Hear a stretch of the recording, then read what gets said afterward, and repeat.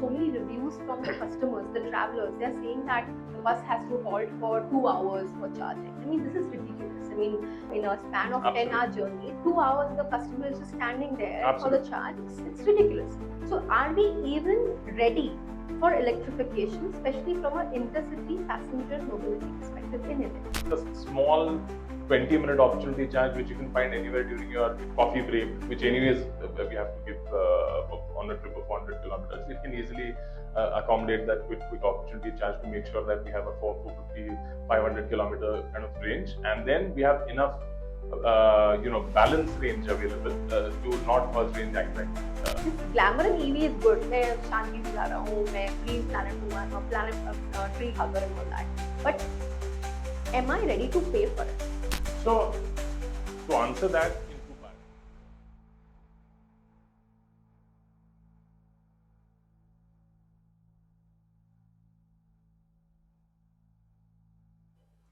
Welcome to the Road Ahead Talk Show. Electric vehicles and especially electric buses in India is becoming a big glamorous name. There are many new companies who are coming in talking about EVs. They are having their own EV schedules, buses. So this episode is dedicated completely to electric vehicles, especially from a bus perspective. We have a very special guest with us, Mr. Saurabh Patwardhan. He is a third generation entrepreneur. He is the director of the Purple Bus, which has been in the industry for over 35 years now. And he is going to be talking about how the EV bus segment in India looks like, what kind of challenges from an infrastructure perspective do we have. If there is a new bus company who's entering into this industry, what kind of unit economics can you think of? Is this really a profitable business or not? He'll speak about all of that and much more. So tune in with me on the Road Ahead Talk Show. Hi Saurabh, thank you so much for joining in, and thank you so much for coming to our studio, and we are so happy to have you here today. Absolute pleasure. Thank you for having me. Great. So let's cut the crap. Let's be very straightforward towards electrification of India mobility and how people travel. Okay. Saurabh, you and your father and your grandfather as well have been in the bus business for a very long time, over 30 years now. Okay. You're a third generation entrepreneur in this business. You would have actually heard about things in business going on, how people are changing, how India is changing. Dinner tables पे बहुत discussions होते होंगे, and you have grown as an entrepreneur, right? But help me understand this agenda that you're trying to run in Purple Bus of electrification.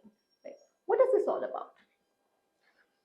So I'll give you a quick background about our company before I come to why electrification, what way we intend to do it, and how it will impact our growth prospects, the way we look at it. So we are a 35-year-old business, like you rightly mentioned, more than 30 years in business. We started off with cab services, which is something that my grandfather did. So he also used to drive his own cab. So that is the beginning of Prasanna in a way. And then my father joined in '86. Found an opportunity to venture into buses. So in fact, it's fair to say that innovation goes in our blood. So because coming from taxis to buses in '86 itself was an innovation. So we were the first operator in Maharashtra to operate luxury intercity coaches, which is why we built a good name for us over the next 10, 15 years, and we became one of the larger organized players pan-India eventually.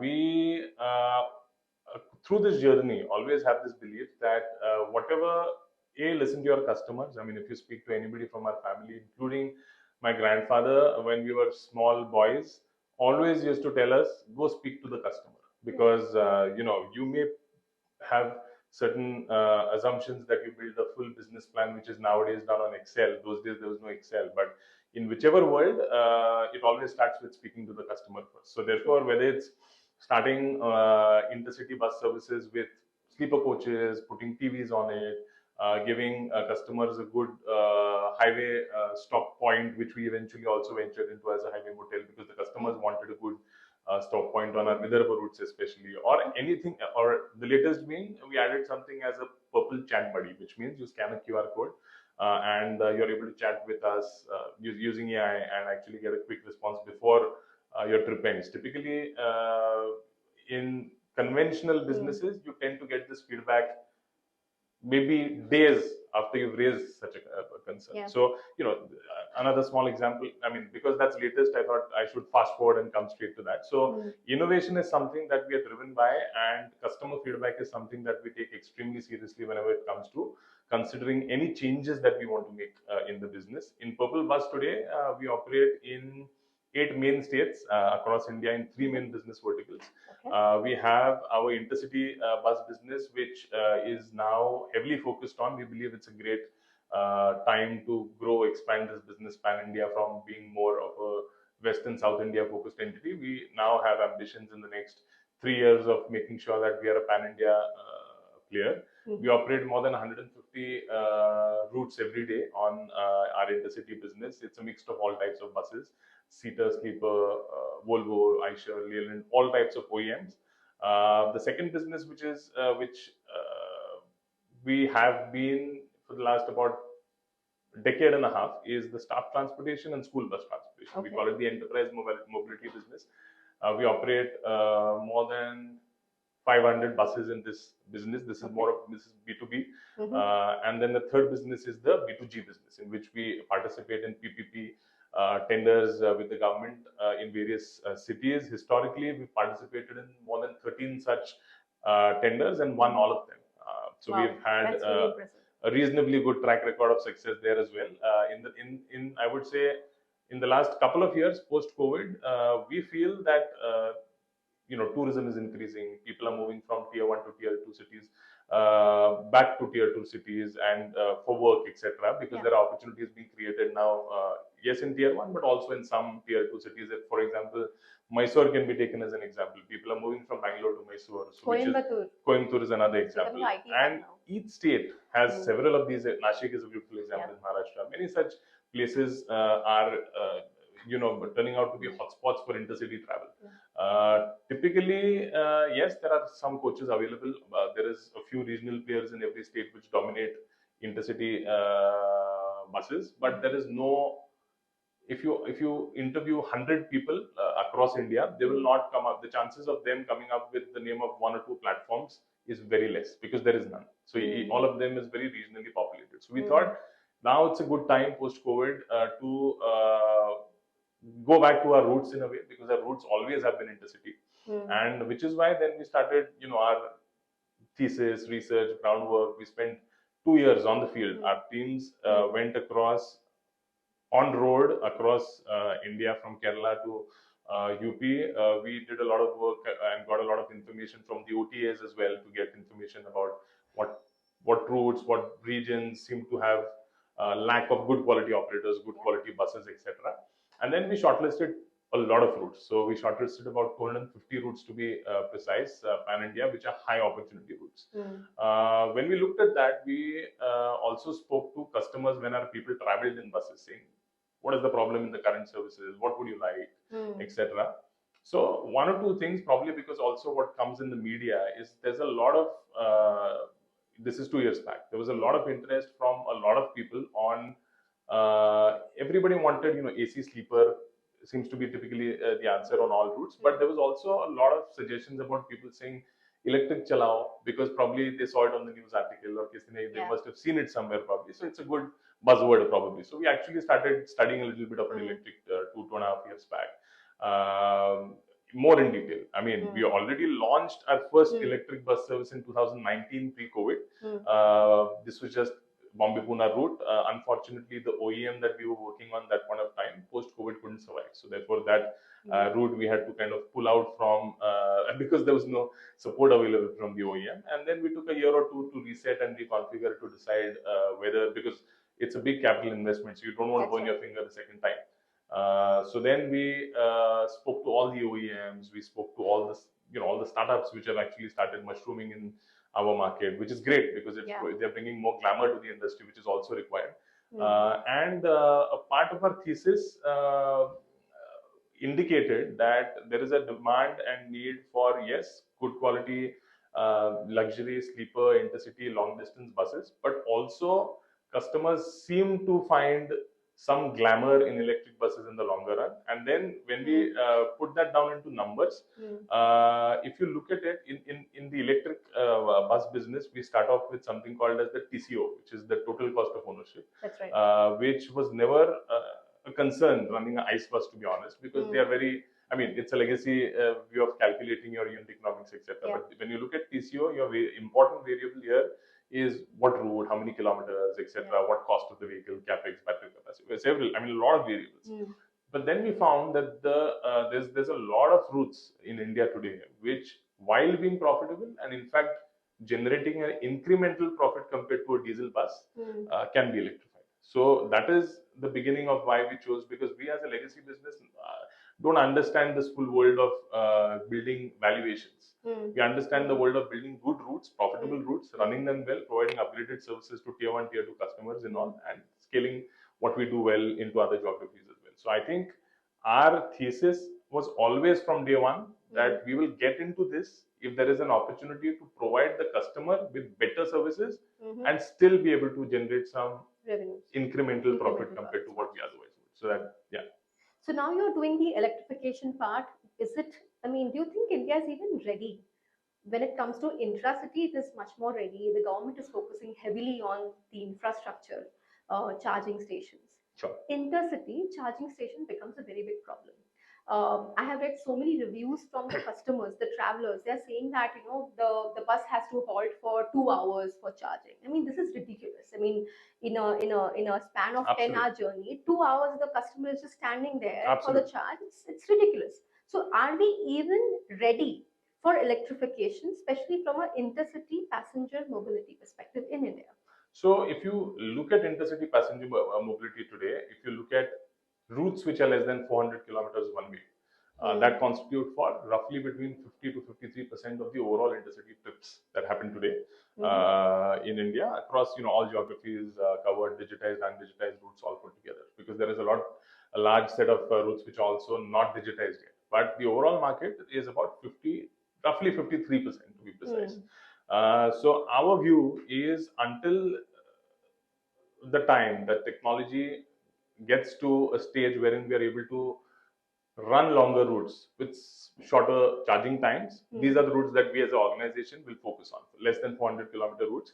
The current buses available in the market are capable of running up to 350 kilometers on a single charge without any opportunity charge in between. So which means with a small 20-minute opportunity charge, which you can find anywhere during your coffee break, which anyways we have to give on a trip of 400 kilometers, it can easily accommodate that quick opportunity charge to make sure that we have a 450, 500 kilometer kind of range, and then we have enough balance range available to not cause range anxiety. So therefore, so that is part one. The charging time itself, if we use DC chargers, which is fast chargers, now a bus which is, let's say about a 300 kWh battery pack bus can be charged in roughly 70 minutes, which itself is extremely promising. No, but still very high from so it's very high from a customer standpoint, but the beauty of intercity travel is your origin, your destination, and your halting spots are all defined. So therefore, you're able to predict what your battery state of discharge is going to be at every stage of that journey. So step one is, if you choose the right product, what is the battery size or battery pack that you require for a certain route? Each route will require a different set of battery. So there is no single shoe which will fit all feet in this particular case. But if you're able to find the right OEM and the right battery pack, that's step one. Step two, organized players. In the first phase, I think organized players will find it easier to transition, because organized players have enough demand in their origin. For example, if you're running 10 routes from Bombay, you'll be in a position to set up a couple of chargers for your captive consumption, and still it will be economically viable to do so. And when you say organized players, whom are you exactly talking about? So I think in intercity, any operator which has more than 50 buses, I will define as an organized player. Now, unfortunately, that shrinks the market size to 20%, because 80% of the market is for operators which is lesser than that size. But so which is why the organized players will probably gravitate towards electrification soon. So the first criteria is the 400 kilometers. Second is organized players who have some infra in place, who can have dedicated chargers at origin and at destination. Right. And then the opportunity charge in between can be done by any, like we call any dhaba owner would be more than happy to do that, because we are bringing in traffic. Organized player will stop maybe 8-10 buses in a day, which translates to about 300-400 people coming to his dhaba for that lunch or tea. So he's more than happy to set up charging infra, and he will also charge for it. So that is also a profit center head for him. So it creates an opportunity for him to generate some additional revenue, which earlier was not there. So I think from infra perspective, for organized players and for 400-kilometer routes with the right battery pack, it's with today's solution itself, it's a great use case. But is this infrastructure setup happening through the government side, or will the organized players have to work collaboratively together and set these things up and arrange for it, plan for it, so that the long tail of the business is then able to leverage on this capacity? So I believe it will have to be an initiative where the government steps in some shape and form and partners with the ecosystem at a much more deeper level than what is happening. They're already taking efforts. So there is mandates been given to all petrol pumps, for example, to install charging stations and all, whether it's Indian Oil, BP, HP, all have mandates to set up charging stations, and therefore that work is underway. Unfortunately, most of them have set up what we call AC chargers, which are slow charging stations. With charging capacity of 30 kWh per hour. So therefore, if you want to charge a 300 kWh battery pack, the bus is not going to hold there for 10 hours. This initially it will have to be done more through a collaborative effort from the industry side. There is I would say promising movement on that front. There are aggregators which have already come in and which are aggregating demand from multiple operators like us. And then they are promising setting up infra in multiple locations with us as the anchor client, and then whoever comes incrementally can also use that infra at a slightly higher price probably than the anchor client, obviously. But I think step one will involve more dedicated infra done from the industry side, whether it's collaborative or dedicated. And soon, I think, faster than we think, I would believe in the next 3 years, we would see significant government public charging infra on the DC charger front as well, because now we are seeing a lot of interest in trucks. The moment trucks kick in, the government will definitely EV trucks. So there are heavy duty EV trucks, which we also saw in the Bharat Mobility Expo this time, which is extremely promising. And the truck market, to give you context, is about 5 times the size of the bus market. So therefore, if the truck market moves, the chances of electrification in terms of the infra, there's significant acceleration which happens on that. And trucks are all intercity. That's right. Mostly intercity. Mostly, majority. Whereas buses are minority intercity. So imagine a scale wherein 3 lakh buses versus 80 lakh trucks. True. Which run intercity. So, so I think industry and I would say organizations such as ours, in Boki, for example, which we do, are also already trying to get set of people together for common routes to kind of set up some infra arrangement together. Not yet materialized, to be honest, but on a dedicated basis also, it makes a lot of economic sense for us also to do that if we run more than 10 buses per route. Right. Talking about the economic sense you just mentioned, if I'm an operator, if I'm a bus company owner, who I may not be the largest one, the organized one, who wants to enter into this industry, what do you think I should be keeping in mind in terms of my unit economics? Is it even profitable to get into the EV side? So, 2 factors, that are very important. There are many variables, but 2 main factors is which route are you looking at? Okay. For that given route, given the limitations of traffic congestion, stoppage, etc., each of your bus, how many kilometers in a day is it going to do? And that's going to translate to how many kilometers in a month. The rule of thumb is if you don't do 13,000 kilometers a month. So there are debates. Some people say that it's 10,000, but internally we believe that a very, I would say, comfortable kind of position would be if you do more than 13,000 kilometers a month, the chances of your electric bus making more money than the diesel are very high. On the same route, selling at the same ticket price. So one is 13,000 kilometers. Second is you need to find the right financing partner to make sure that you find finance which is a long-term finance. ICE bus typically is funded for 5 years because the life of the bus is similar. So on intercity routes, you cannot run a diesel bus for more than maybe 5-6 years because there's so many moving parts that they give in. But for an EV with one battery change, which is let's say after 4 years time, you get life too. So therefore, you need to find a financing partner which provides you finance for 8 years term. So 13,000 kilometers and 8 years is going to be two strongest metrics which decide whether you're going to make money or not. Besides this, there are other factors such as which are you choosing the right battery pack? Because for example, if you choose a much higher capacity battery pack for a shorter route, the weight of the battery eats into the efficiency of the bus.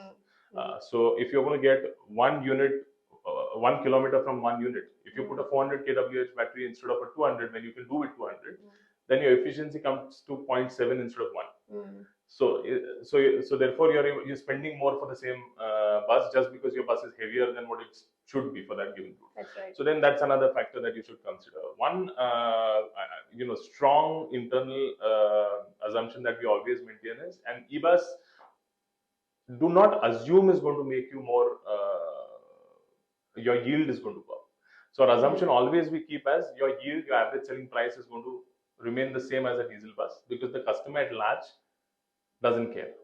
But your per kilometer cost goes down, right? So your per kilometer cost goes down beyond 13,000 kilometers. So if you run, means around 400 kilometers per day. Yeah. Minimum, so at least. if you do, for example, 17,000 kilometers in a month, there are examples of some operators which have done that. Very nascent stages, so not sure how scalable. But if you are able to figure out your charging infra, vehicle type, and route in a manner wherein you do, let's say, 700 kilometers a day, 600 kilometers a day, then your cost of operations comes down significantly. I'll give you an example of Bombay-Pune route, for example. Bombay-Pune route is about 360 kilometers up and down from origin Swargate, which is the heart of Pune, destination Borivali, and then all en route stops, right? So if you run a conventional diesel bus, which is like a Volvo bus, you will consume a diesel of roughly 11,000 to 12,000 rupees of diesel is consumed for a round trip. Okay. Now, same on an electric bus, up and down will take about 3,600 rupees of electricity. Okay. That is the magnitude of saving that you can have on the OPEX. Now, your CAPEX, unfortunately, is about 50-55% higher. Yeah. So, therefore, if I'm able to do 4 trips up, down, up, down, up, down, that is when I'm actually in a position to, I won't say discounted pricing, because in general, I don't believe the market should go towards discounting. Neither will we as an organization do that. But what it does allow me to do is, now, currently, my revenue is to diesel, the ratio for an ICE bus. So 70% of my revenue is diesel. Whereas, if you look at an EV, about 30% of my revenue is energy cost. Yeah. So my parameters of operating an incremental schedule, off-peak hour, which in diesel I can't do, because if I don't hit that 70, I'm gone. Whereas here, if I cross 30, I can run another schedule, which provides for an additional slot for travelers, which is good for them. I can do that on lower occupancy or lower rates, whatever, at an off-peak hour, which today is not there. So I think those kind of competitive advantages will start coming out of electrification as we progress. Too early to say at what scale this will go, but I think we are quite optimistic that after the network effect kicks in, we should be in a position to get a lot of these benefits collectively as an organization, and therefore either maintain absolute fair pricing, not discounting, but fair pricing, and still be able to scale.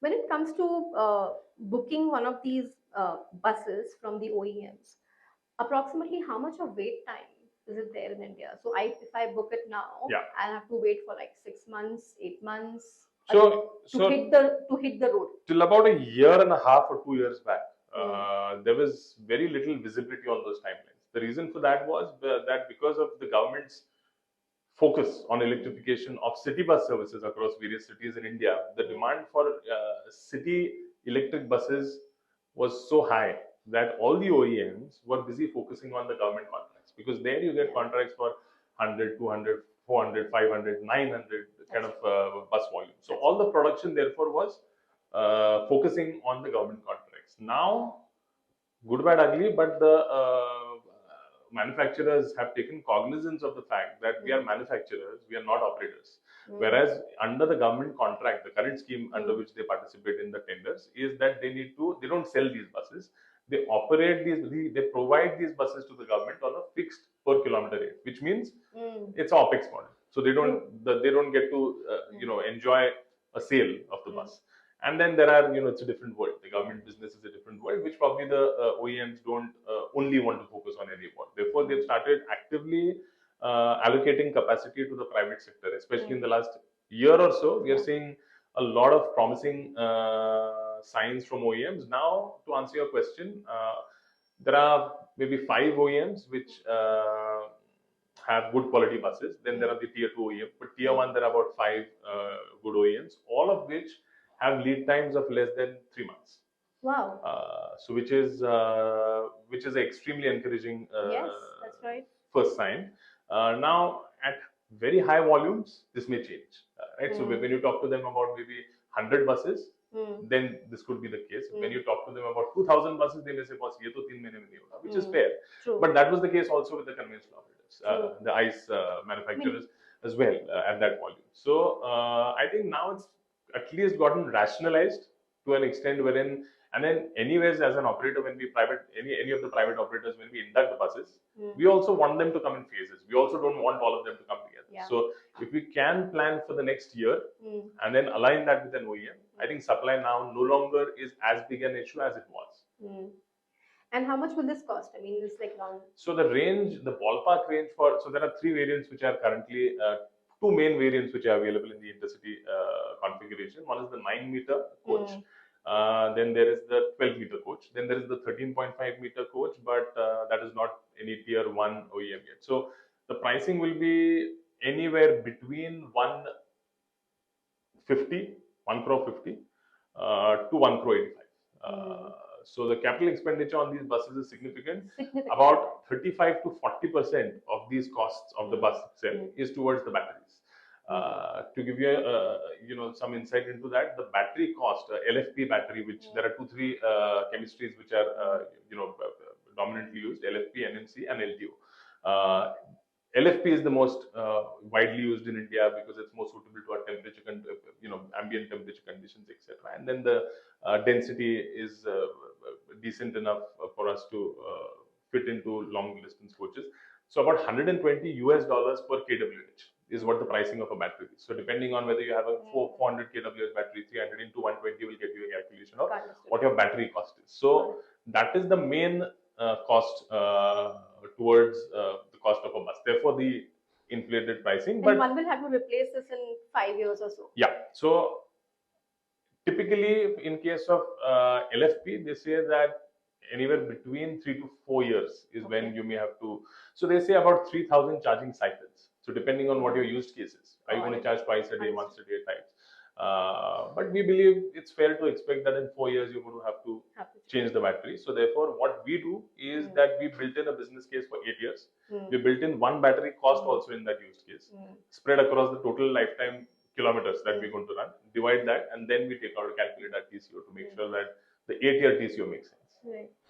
Something. So I was reading about, there is a company. I may not be naming that company here, but what they usually do is they are trying to build a model where bus companies can actually have some spare batteries with them, that they don't have to stand during the journey for plugging into the charging stations. They can just replace them. Yeah. Isn't that better? So battery swapping, we've actually looked at extremely closely. We've had several round of discussions with the startup or the OEM which is doing this, and so we have not yet built a perspective around whether it is sustainable and scalable. Now, so 2 reasons. One is when you pull out a battery from a bus. For example, I buy only a box without a battery. you're dealing with two separate animals. So one is the bus that you're dealing with, which is of no use without the battery. Then the battery which you're dealing with, which tomorrow if he's not willing to support you due to any XYZ reason, what are you going to do with this box? Okay. So that's a very, and when you look at an 8-year duration, that is a very serious concern, because we don't know in tomorrow's world, we don't want to be dependent on any one or two. If there is standardization in swapped batteries, where there are multiple operators providing the service, then there'll be comfort from many more people. So that is one. But besides that, the battery, if you look at a battery in a bus, it's usually under bus, or different people place it in different places, but it's extremely heavyweight batteries, right? You're looking at. So the handling equipment required to swap these batteries per station, the capital investment required is about close to 1 crore per station, in order to get this turnaround time of 3 minutes of a battery swap. So that's another hurdle, because can you do this at scale across India? Can they do it? Yes, but then again you're back to the first challenge, that then if they can do it, and then you're dependent on one technology or one entity, etc. Right? So and then the third is that we've not yet seen this effectively work in any other operations yet, in other countries as well, for that, very successfully. So I think it may evolve, and we hope it does, because I think that would solve a very important challenge for us, which is currently there. Then if that is the case, I can run 1,000-kilometer routes tomorrow. With today's technology, I don't need to wait for battery density and energy density to get better. I can do this tomorrow. So which is why we are actively speaking to these kind of people to come help and do some pilots with us. We will also do some pilots, but I'm not sure. So currently, I'm not an advocate of whether it will or whether it will not work. But I think that we are anyways optimists, so we hope that it does. Then there is also another technology which is called hypercharging. Okay. So there is similar to, so this is swapping, but hypercharging, what it does is, if you are able to find the right power supply with a 1 megawatt charger, which they have, actually it's a proprietary charger which this new startup again has come up with, you can charge a 400 kWh battery pack in 20 minutes, full charge. Wow. That could again be disruptive. Again, but will that impact the life of the battery? So from what they claim, no. So because but then the OEMs don't seem to agree. So there is so, but this startup also, what they do is, interestingly, they come with their own battery pack, and they give you a warranty on that battery pack, and then they help you charge it. So it's again a plug and play, but again you have to take out the battery from the bus, so which means you'll have to do the shell. Yeah. So but shell any which ways is not that expensive. So, but if you look at, if you take out a battery now, like I told you, $120 into 400 kWh gets you 60 lakhs of capex, but I'm still paying 1.10 crores more for the shell. Shell or technology, I mean, this all full tech stack which is required to make an e-bus work. So that 110 becomes a very significant risk for an operator to take when you are dealing with two separate parties. I mean, there are structures which we are also evaluating and the market is looking at, which is tri-party agreements to give some comfort, but there is no proven use case. There's no proven example of this working yet. So, in fact, whoever you talk to about this will say, "Boss, किसी को करने दो फिर करेंगे." So, in fact, so, and we don't want to be that किसी को, which is why we are saying, we are happy to do pilots on the side, small pilots on the side, but we don't want to rush into a technology which is not yet proven on. One is also safety, right? Because when you're dealing with something which is air extremely flammable, whatever said in that, it's a battery end of the day. So we don't want to, I mean, while the homologation process, etc., takes care of all the safety protocols, we would ideally want to see it work in a controlled environment before we deploy it in an intercity operation. Maybe like a larger player like Reliance or PP, they come into this. It's going to be more. It'll definitely provide more comfort. Change the game. Yeah. Definitely, because then you know that it's a stable supply side, and then you can commit to a long-term future. So I think we are hopeful that the larger groups, Reliance, Adani's, would be eyeing these kind of opportunities, and with these kind of solutions, if they come in a year or two, I think we'll see much faster electrification than ever before. And on longer routes, because on longer routes especially, the TCO differential is very high. So you have a differential of about 7-8 rupees per kilometer on longer routes, which is a lot, right? I mean, significantly higher than what Volvo. So which is, I mean, we'll get there, but currently there's no right answer for that. So let's hope that it happens in both those technologies. I've also researched about some companies. They are actually converting their existing buses into EVs. Yeah. Is this even possible? I mean, it's like a long term thing. Will Indians do this? Are we So ready for it? so retrofitment, Retrofitting, like yeah. it's called, is now done by a couple of big groups. So therefore, that brings some credibility. We ourselves are piloting retrofitted bus as well. So I think India is such a large market that, barring the tier one routes, for example, everybody looks at the main Bombay, Hyderabad, and Ahmedabad, or rather Jaipur, Delhi kind of routes. But there is the Bharat, which requires probably a little more modest pricing, which is not always possible with these kind of 2 crore buses. You will never be able to price it right what that market requires. So when we looked at that market and the pricing that that market requires, that is what made us think that if we want to electrify, there is no other way but to, in the current landscape, to do it but to retrofit. So in terms of technology, it's very much possible. We've gone, visited these plants, test driven those vehicles. Our team has sat with them, their R&D team, and cleared out a set of Herculean questions, as basic and as complex as you can imagine. So technologically, yes, it seems to be quite sound, quite proven.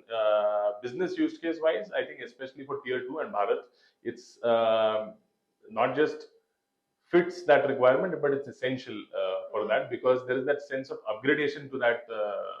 For example, if you retrofit a old bus and run it on a Bombay Pune route, the customer will not feel a sense of being upgraded. He'll say, "Boss, abhi kal Volvo chal raha hai, koi aur naya gaadi chal raha hai. Now you're running this old retrofit buses. There's nothing special about it." But if you do this on a tier 2, let's say Gadchiroli route, where there is a non-AC old 10-year-old, 8-year-old bus running, you brand it well, you run an electric bus, and you give good, silent, vibrationless AC services on that route, that's going to be magic. So we feel there is enough of those routes in India to find a fit for retrofitment. And if you look at the supply side itself, right, India's 23 lakh odd buses are not going to get transitioned to electric immediately. Because there is no supply side which can cater to that. So all electric OEMs put together currently, these numbers are extremely debatable because nobody seems to know the exact number, but it's less than 5,000 buses produced and delivered per year in all OEMs put together, electric. So at this pace, the rate of transition towards electric is going to take a long time. Even if they accelerate this 10 times, you're still making only 50,000. Right. So there is enough space and opportunity for all types of technologies, including retrofitted buses, as long as they are refurbished well, which is a challenge. And then other challenge is more structural, because your chassis cannot run for more than 15 years on road. So if you retrofit a bus after 8 or 9 years, you can then run it only for 6 more years. So that is something that a lot of these manufacturers who are retrofitting are taking this matter up. They've escalated this formally to Morth, and they are in active dialogue to find some solution for this, because you literally strip down the engine, you change everything, you refurbish, you put in a new set of battery, your powertrain, everything. So it's as good as a new vehicle. So just for the chassis, you should not limit them for 15 years. So that's another structural challenge. But if you ask me, operations and economic sense wise, it's a perfect fit for our market, for India. But if we are able to only produce like 5,000 or maybe going in future 8,000 buses, vehicles, it's going to take a long time to replace the 23 lakh buses. Long time. And in the meantime, we are having the hydrogen powered buses also, which will be coming in. Where do you think this thing will meet now? Because wouldn't EV then be considered as a fashion or a fad, or the glamour, as you said? Glamour comes in and then goes off. So would it be like that? So any new technology, I mean, EV itself, the reason that India is now bullish, or rather we as operators are now bullish on this technology, because we've seen a full life cycle of EVs in China, for example. So we now know that there are buses which in China have run their full life. There are 15,000 buses running in a single city which are running without any problem. So there is something that you can look at and say, boss, this is working. So, if it's working there. China works in a different scale. Of course. But scale also. But in terms of technology, at least then the technology is proven. In terms of hydrogen, to answer your question, Currently, the cost is seems to be from, because from people that I keep discussing this with, and I ask this to all the OEMs. Whoever I meet at the top level from the OEM, first question I ask is this: when is hydrogen happening? And all of them seem to be very clear in their answers that the cost of operating an hydrogen bus at this given point is about 6 times of operating an EV. Is roughly 6 times of operating an EV currently, because and then the challenges in green hydrogen, then the challenges in its distribution. It's complex. So, and to say the least, even if it happens after, let's say, 5 years of time, because currently there is no proven product itself. So let's say that gets proven in a year, 2 years, 3 years time. Thereafter, there's the evolution period, and let's say that the market hits the market in 5 years. I believe that once sustainability itself, I mean, sustainable mobility itself, it's an evolutionary thing. Whether it's hydrogen tomorrow, it could be something else. There is also the sodium-ion battery, which is being spoken about. So technology may change, evolve, but all technologies will find its space in the market. Similar to how CNG came, it is not still only CNG. You have CNG, you have petrol, you have diesel, you have electric. So similar to that, I think we are optimistic, and we believe that the only thing that we can focus on is what you know of, and what you know of today is EV. As we progress, our thoughts, may change, evolve, new opportunities come. We might take it, but I think that it's a very interesting phase that to be in this market. It's lot is happening, so there is nobody will be able to give exact answer about this or why not this. But I think Saurabh, अगर सिर्फ 5,000 buses बन रही हैं, वो चलो 10,000 हो जाएगी, but आप कितने साल में 23 लाख बसेस को रिप्लेस कर पाओगे? So from the capacity ramp up perspective, if you from what I've heard about from all the OEMs, 5,000, yes, I mean there each one of them will say that at least 10x is something that we will be doing in a year or 2 years. So which will get you to roughly 50, 60,000 buses, which is a decent pace of transition in any case, because if you look at 23 lakh, the used case for electric buses only is suitable for intercity at this point of time, which is only 3 lakh. Because the other operations, which is whether it's school bus, EM, or the shorter, contract carriage kind of routes, your revenue per bus per month is some 3, 4, 5 lakh rupees. You can't afford a asset which has that kind of a capex. So I think then we are talking about a 3 lakh market. And for a 3 lakh market, transitioning at, let's say, 10,000 vehicles a year, I think it's a good enough case. Okay. See, we're talking about EVs, right? EV is all about the greener future, the planet, and this and that. Great. I mean, with all due respect, is your customer even ready for it? So while we talk about green planet, green future, out of 100 people, there would be 2 or 3 or maybe now 10 people who will be ready to pay something extra for that. But the remaining 90 are price seekers, right? They want to travel. कि मुझे आप Volvo में send कर दो, मुझे अच्छा experience चाहिए. I'm looking for a good experience, but I won't pay an excessively high fee for that. Correct. So customer centricity, because you spoke about that, what is your customer seeking for? This glamour in EV is good. मैं शांति से जा रहा हूँ, मैं green planet हूँ, I'm a planet tree hugger and all that. But am I ready to pay for it? So to answer that in two parts, one is a personal answer from me, because as a consumer, and then I'll get to what our thesis is. As a consumer, when I look at today opportunities to leave some positive impact on the environment, as a individual, I tend to take those, make those choices to influence it in whichever way. Am I the full mass market? Maybe not. But is the market that I belong to growing and expanding at a higher rate than it ever has? Yes. So the awareness is growing. The intent of the younger generation seems to be to deliver some positive impact. So, but this is a narrow, I would say, audience today. Now, the mass audience, our belief in general is, one very, I would say, impactful statement that stays with me. I forget the name of this entrepreneur, but one of these large companies. So you should never ask your customer for an extra rupee. You need to save it on the shop floor. So when we look at ourselves growing and scaling in EVs or in any other technology or business, we look at areas to optimize our operational costs so that we're able to offer fair pricing for the customer when he boards the bus with a smile, saying, "Boss, इसमें तो same price में कुछ और मिला." Rather than saying campaign, 100 rupees extra, then next time I'll say, do I want to take it? I took it once, experience अच्छा था, but अभी next time I'll take the 400 rupee wala. So that is not something that ideologically we believe in. So we feel that we need to find used cases in business and in intercity to make sure that we are able to keep pricing at par with ICE, because the customer, honestly, to answer your question, at large, at scale, besides the branding, which looks green, nice, fancy, right? Are they willing to pay a premium? Like the very famous ad that earlier, Maruti used to make is "Kitna deti hai." So we are the "Kitna deti hai" society. If you ask us to pay consistently more for buying a service, it's not going to happen. So I think we are absolutely clear that we're going to keep our services priced fair, competitively, not discounted. But once that is the case, will a customer choose an EV over ICE? I feel that if you take kind of a survey of 10 people, I personally believe, based on what we have researched so far, maybe 7 out of 10 will choose an EV at the same price. Same price, right?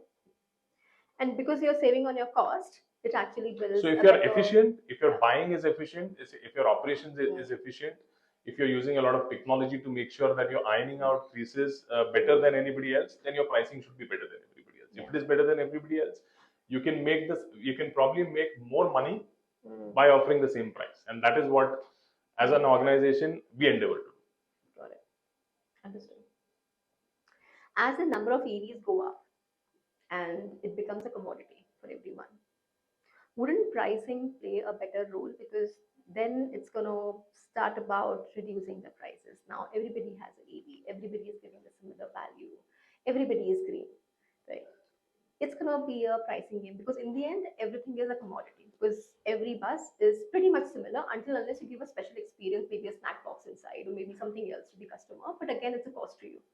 uh, but a customer may or may not be looking for it. The customer is looking at the price, because when you go on any OTA, as we were earlier discussing, that OTAs are 2Ds. Correct. Right? Customer के लिए price बहुत जरूरी होता है. बिल्कुल. It's a very major factor in making a decision. Absolutely.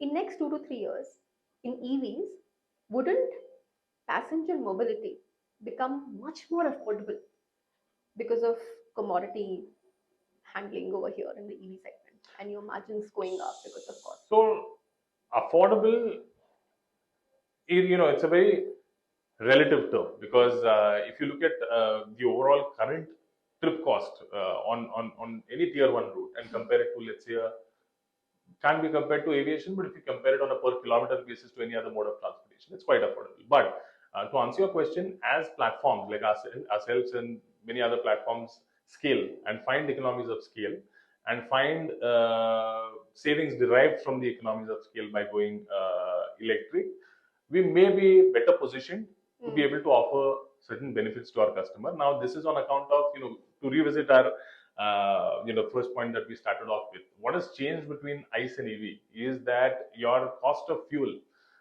instead of being 70% in case of ICE, is now at 30%. Earlier, when your cost was at 70% of revenue, you were all focused on making sure how your average selling price is high. यही जो बनाना है इसी trip में बनाना है. Because you can't do the other trip. Because if you do the other trip on 50% occupancy, you're losing money. Whereas in this, all the focus will shift to asset utilization. All the focus will shift to how can I improve on more kilometers? How can I do more number of trips? And the moment that happens, by virtue of splitting that capex on more number of trips, your cost will anyways get rationalized. Because you're increasing the supply. So the same bus, if it's doing 1,000 kilometers instead of 400 kilometers, my cost per km for capex currently will come down from 20 to 14, 13. So that 7 rupees differential per kilometer which will come to me will have to be absorbed either by me, but the market always has its way to find a way. So therefore, the fares eventually may rationalize, and that will benefit the customer at large. So the customer will get better quality assets, more reliable services at probably a more rationalized price. So that is something that we see could happen in, let's say, 4-5 years. Great. Good, Saurabh. We have really walked us through a lot of things in EV. I'm pretty sure people who are viewing this have got a lot of value out of it and a lot of insights into how the EV segment in the mobility side is working out. And I wish you all the very best and the Purple Bus team the very best in Thank their you. expansion towards electrification. Thank you so much. Pleasure. Been a pleasure being here. And thank you for having me over. I think it's very important to have the industry side express their views so that there is a platform for other people to come and learn or come and find new perspective at least to look at electrification especially. And I'm Thank so you. happy to have young people talk about the bus industry. That's Pleasure. really promising. Thank you so much. Thank you.